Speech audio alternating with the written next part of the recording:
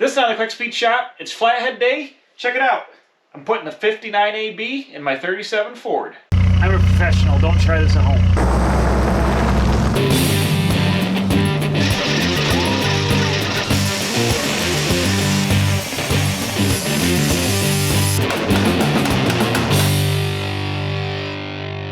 Oh hey, welcome back to the Quick Speed Shop.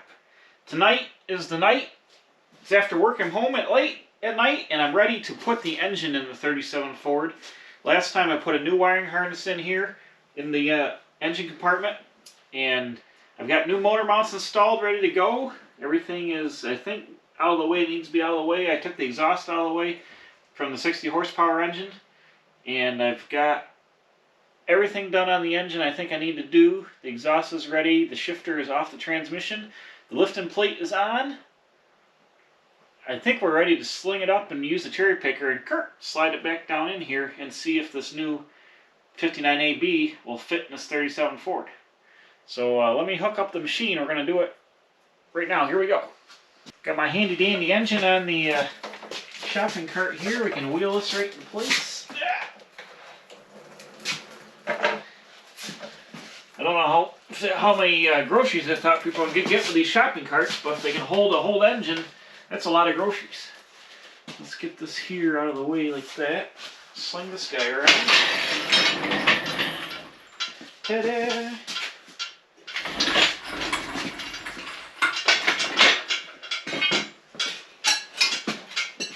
This is a maiden voyage for this lifting plate. I'm going to use the second hole back, I think, because the transmission. It'll probably give us a good starting point for lifting.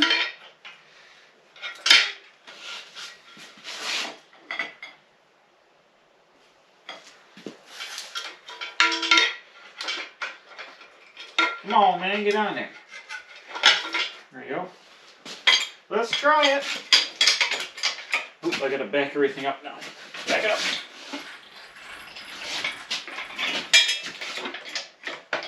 Oh, oh, oh, it's doing something.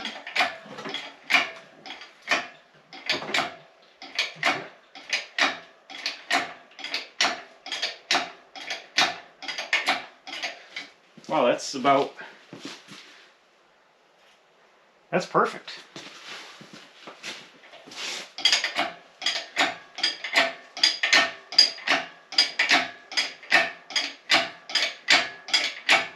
Let me get a picture for the Instagrams. You want to go to Quick Speed Shop on Instagram? It's Quick Speed Shop, all one word, on Instagram. Dookie.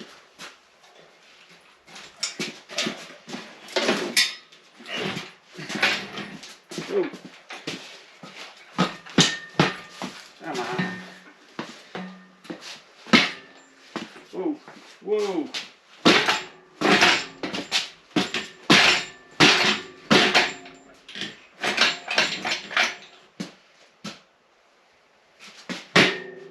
Freaking wheels on this thing.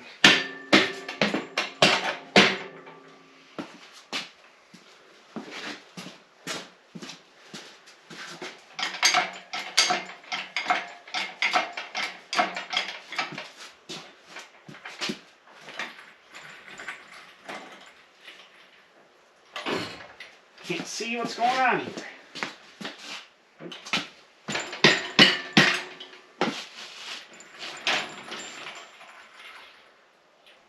It's working.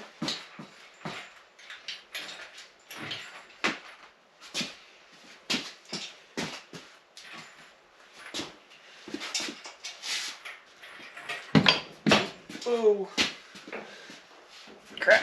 Ah. There's the firewall.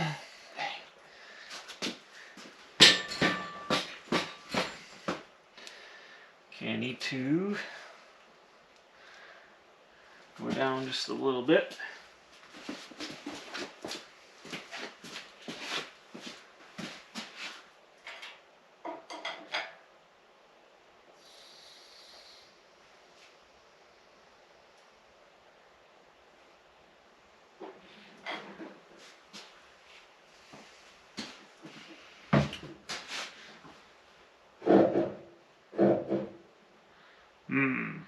I need to tilt down.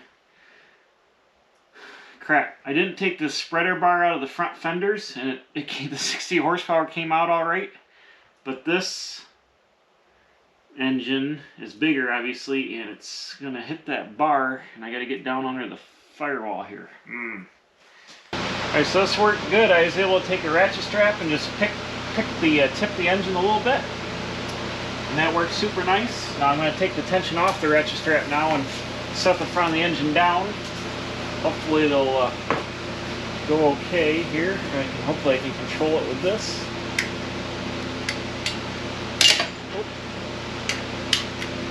Careful. Easy. Seems like a good way to get hurt.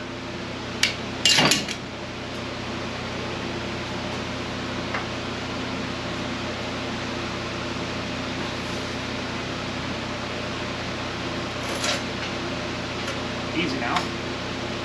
Down a little bit more.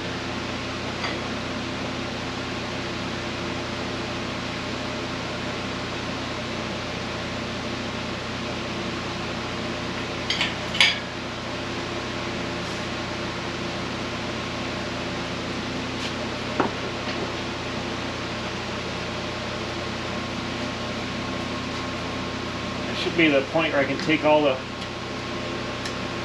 tension off this, but easy, easy now.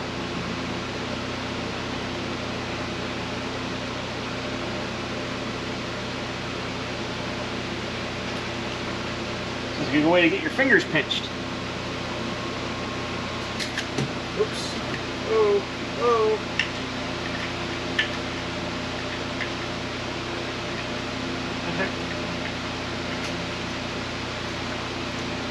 Alright, there we go. That wasn't too bad. Wasn't too bad.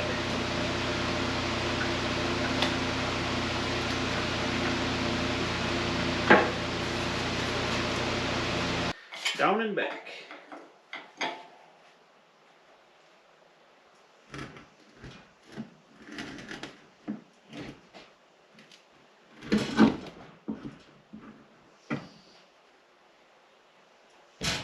Sounds like scratch and paint to me. Sounds like scratch and paint. Now, I think what I got to do is get inside the car and pull it towards me. Gonna reach? Oh yeah. Pull it towards me and get the transmission up on the transmission pedestal, on the transmission mount. Because we're almost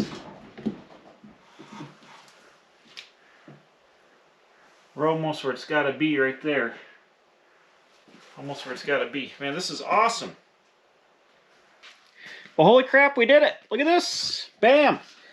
Got the engine in. I got the bolts all started in the motor mounts. And it fits perfect in here, just like it should.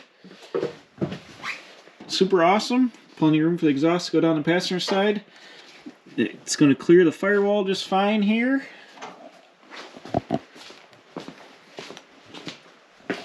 I put the dual exhaust on it. The head pipe's going to come down. These wires will be, put together and out of the way here by the headlight switch. The exhaust should drop down and goes around the steering box and back through the frame. The one problem I did find out is I didn't know how I was supposed to put the oil pressure sending unit. It was sticking up, straight up out of the block on the 60 horsepower. But here on the 85, it runs into the throttle linkage there. So luckily there's a fitting out the side of the block here. So I just got to back the sending unit out, which I can get out, and then flip the plug out from here, put the plug on top and put the sending unit in the side. And here's a wire for it, so that'll be out of the way. That'll take care of that. So everything's good there. Got plenty of room for everything else. Here's my vacuum line for the wiper. That'll go right here on the intake manifold where the back vacuum port is. And I'm going to make a new fuel line out of copper nickel alloy tubing. This is copper here, but it's a 1/4 inch. I'm going to run a 5/16 line because the fitting on the tank is 5/16. Run a 5/16 line all the way back. So I got to do that. This is the vacuum line for the vacuum breaker for the distributor. This is usually steel up into the intake, but I didn't have any I had some steel, but the center of it was rotted off, so I cut it off and made a little fitting. And this is just going to have a rubber hose to go to the intake, and that'll be fine. It'll still work perfect. I almost forgot a crucial step. The chatter rods here, they go from the bell housing back to the frame with this special bolt. And they just bolt to the frame. They take some vibration out of the engine and kind of stiffen it up to the frame. I almost forgot those. I had to slide them up in as I slid the thing back and then get the bolts in. And I actually ran them both down to locate the engine exactly fore and aft where it's got to be, and then I'm going to tighten down the motor mounts after that. But you see this one here, I got to take it back out. I had to make like a tool to fit in it because it's got this odd size square drive. So I ground down an old extension, then I twisted the end of it off trying to get that one out, so I had to end up welding it on there. So I've just got that started to locate the engine for now, and then I'm going to take it out and probably weld a nut to the top of it so I can just use the socket to crank the bolt in. It'll have plenty of room under the floor. This is where the torque tube bolts on. It's good here. It's emergency brake cable. This bolts on the has a bolt that goes on the torque tube collar. I'm going to put the shifter tower back in. I'll take a peek at that. The only thing I see that I got to address is over here. See the clutch fork, or see the clutch arm here, doesn't line up with the clutch pedal anymore. The bracket for the clutch pedal. They must have the clutch piece in a different location, or else I got to bend a Z into the rod. I'll figure it out. It'll be fine. But I'm going to go look at the other one and see if it's any different or what the deal is. I got to imagine that they might have a special setup for the 60 horsepower transmission, obviously.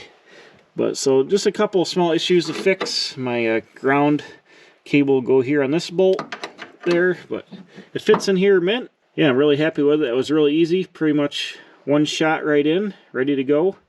So bam, engine installed. All right, I got the shifter top just stuck back in here so I could check out my shifter. This isn't a 39 shifter handle. It's like probably a 36, 37 handle. But it was cut off, and I welded a bolt and a collar and kind of molded it and went back so I could thread the knob on. Now it's with a fine thread thing, but it's not the right shape and it's not long enough here. So I'll show you what I mean here. I'll put it first down here. It's right by my knee. And then when I go up in the second, it's all right here. And then down in the third is fine. The handle is bent over here, so it could be bent and pushed away a little bit. But it's a little short. I've got the 60 horsepower transmission shifter, which the detents and stuff are a little bit different on that, so it won't fit this 39. And it went right about here, and you can see how much longer it is. It comes right up. The 60 horsepower transmission was shifter point is farther ahead, but it still comes right up here in the seat where you want it to be. So like first would be down here, and second be up here, and third would be down here. So this shifter is probably about 6 inches short for where it was originally in the car. So I mean, I could get by. I could get by if I heat this up and bend this over and put the handle here, and you know, you can shift it just fine. I'm gonna go down and look in my basement stash of transmission action, see if I got another handle that will fit the detents for this 39 box. We'll see if that works. If not, I can heat this up and at least bend it over and get it out of my knee so I can run it through the gears. You know, be a little bit more comfortable to drive than having my leg right up against it like that, you know. So just playing around with that for now, but it's getting pretty late. I gotta go to bed and go to work tomorrow. Okay, it's the next day. I've been slowly bolting things together here. I got the motor mounts bolted down. I put the cotter keys in them here, front and rear. My connectors from, we saw the wiring harness video. I didn't have the female connectors to put the wiring harness together. They came in, so I put the wiring harness together. And what I want to do right now, I think, is get the pull the lifting plate off, and take off this masking tape, and I want to use the old intake gasket. I want to lay it down there. I'm going to rattle can on some more engine paint because it's a little thin here. Get it painted around where the intake manifold's going to go. And then I have the intake that was on it is like a 36 to 39 style intake, and I have they're aluminum and they're not supposed to be painted, so I dug out another one. So I went down to my stash in the basement and I found a 39 intake that is still bare aluminum, or well, It might have been painted a little bit, but it was mostly bare aluminum. So I went and I clear coated it the other day, and I've got that ready to install here. You see here, I've added some fittings for the vacuum lines. Usually they are all steel. This is a steel one here, but it was rusted off in the center, so I'm using a rubber hose to run the vacuum breaker for the distributor. And here's the rear port for the vacuum wipers. But I think this has a date on the bottom of it, so I determined it's 39 right there, 6/5/39, right on the bottom of the intake. So we're going to slap that on. I also restored the, what do you call it here, where the fuel pump would go, the fuel pump tower with the breather. Since this car has an electric fuel pump on the frame rail, I ordered from Bob Drake a fuel pump block-off plate. I've installed that there. This little aluminum piece right there, so that'll go on the back of the intake. I ordered a bunch of parts from Bob Drake. I got some spring bushings. Yeah, they sent me a, oh yeah, duh. I ordered the grommets for the firewall for the choke rod grommets. I ran out of, this car didn't have a lot of the correct nuts on it, so I got a bunch of castle nuts from Fastenal. So I got correct fine thread castle nuts. I got a new set of apron bolts for the fender aprons because the one side's not correct. Luckily they make all this stuff. I got new points for the distributor. Setting the vacuum brake. There we go. That's be handy. So, oh, I also, I think I said in another video, the temperature gauge is broke in the car and it's like $200 to replace it. So I bought this one off Tractor Supply Company, or I'm sorry, not the Tractor Supply Company, but a Tractor Supply Company online. And I like it because it's got 180 right in the center. It's not like a super high temperature gauge. So I'm going to put this in the car. It was like 20 bucks. And just hang it out on the dash. It'll tell me easily what the temperature is. And it was $20 instead of like $200 for the factory replacement one. Which goes right here to be a red line that would come up and down and bolts on from the back.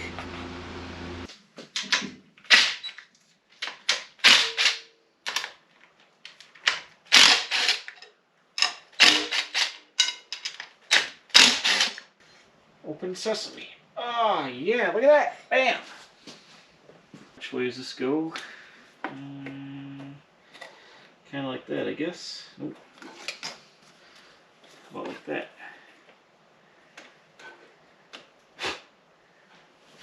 Freaking mosquito! Why is there a mosquito already? It must be springtime.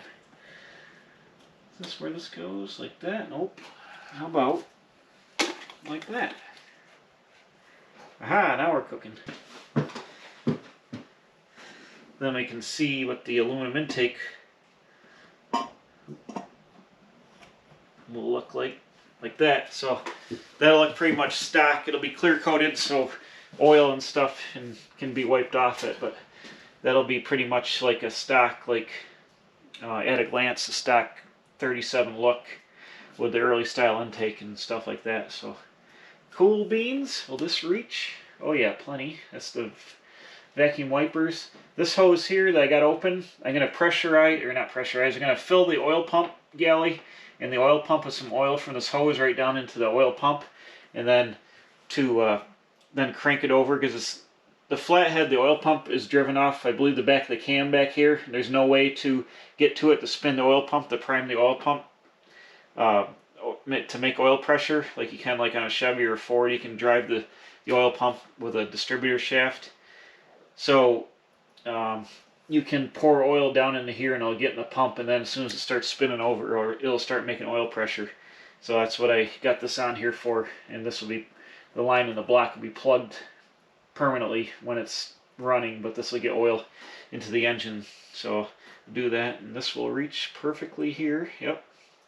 So this upper front vacuum line, this does the vacuum brake for the, it's like the vacuum advance pretty much for the distributor on the front here. And that's always a hard line, but like I said, it was rusted in the middle, and I didn't have a new way to make a new one with the fittings, so a rubber hose would be fine for that. I'll shorten it up just a little bit, but it'll go on just like that, just like factory. Okay, I shot some paint on there. It's drying. I set the new gasket on. It's Made in USA one. Nice quality. And here we go. We're going to set the intake on here, just like that. Bam. Now in the back, I'm not, since I'm running the electric fuel pump, I'm not going to put the fuel pump rod in, but I am going to put in the tube for the breather that controls the air, the oil and air from coming out of the breather. It's got a little like baffle in there, so I gotta set that down in place. I think the gasket goes on first, and then this tube goes down in here and it seals up to the tube that is in the block.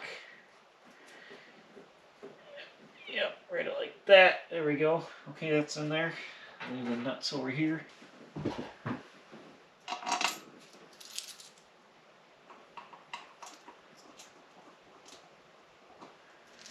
I got some stainless steel washers between the bolts and the aluminum, so hopefully there won't be any dissimilar metal corrosion.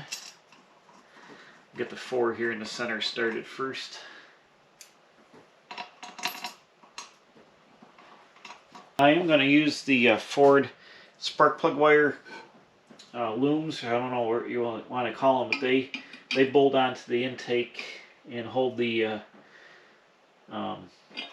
just feed the spark plug wires through them, then they come out through these holes here and go to the plugs. So they bolt on the intake too. I just got to see which ones. It looks like these here. I painted these satin black, and then the plug wires come out and go right through there. So this would be cool. I got to bend that rear line just a touch to clear there.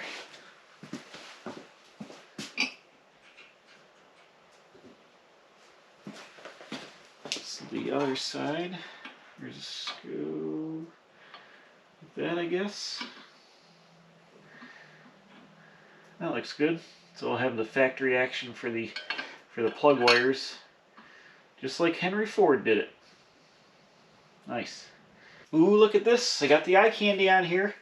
So I went and I bolted down the intake and I torqued all the bolts. You torqued it about 28 foot-pounds. I torqued everything except for the bolts on the plug wire looms because I'm just got them on there so I can show you guys. I got my carburetor on here. I bought this several years ago when I was trying to get the car running before. It's a reproduction 94 model carburetor. I don't know who made it. Well, it says Fuel Force Bully on there. But the one problem is it doesn't have the correct style lip for the Ford style air cleaner.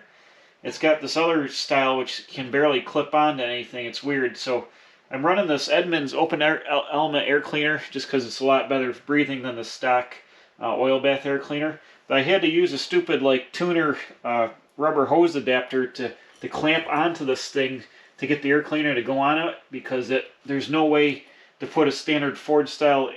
Usually they have a double lip on them, and the lip on this is all different. I don't know why, but that was my workaround, is to use this piece of flexible like silicone tubing to make the air cleaner on there. So it just kind of clamps on there. But anyways, got the carburetor on there now. This was too big for the 60 horsepower. It probably ran rich. It's meant for the bigger engine, so it should work fine for this engine. And it's got all the factory style hookups for the choke and the throttle rod and stuff.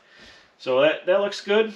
So this is pretty much what the engine's going to look like, except having the black generator up here in the center, and then your hoses coming off for the radiator. But we've got the engine in, and it looks really, really nice in here. It fits perfect, as it should, since it's a factory option for the bigger flathead in these cars. And I'm really happy with it. Hoping it runs mint, and can't wait to make some sounds in a couple of videos from now. I'm still waiting on my exhaust system, my head pipes. I ordered them from Eckler's, which is like Max. Got it bought out by Eckler's, and they should have been here like 2 weeks ago. So I don't know what's going on with those. I got dual head pipes to make dual exhaust, but everything else is pretty much here, so I can keep bolting stuff together. And then yeah, we'll be able to fire this thing up in a couple videos. So I'm excited about that. So this is a really fun video. I got the Flathead in here. I'm super excited. It looks awesome. I can't wait to hear this thing run and drive this car down the road and do old school tail drag or cruising action like I'm in the 40s, late 40s. So I'm super excited. We're going to keep working on this thing until we hear it run and start driving it. So come back next time. Thanks for watching. Please subscribe, tell your friends, and I'll see you right back here working on 37 Ford action. Bam. At the Quick Speed Shop.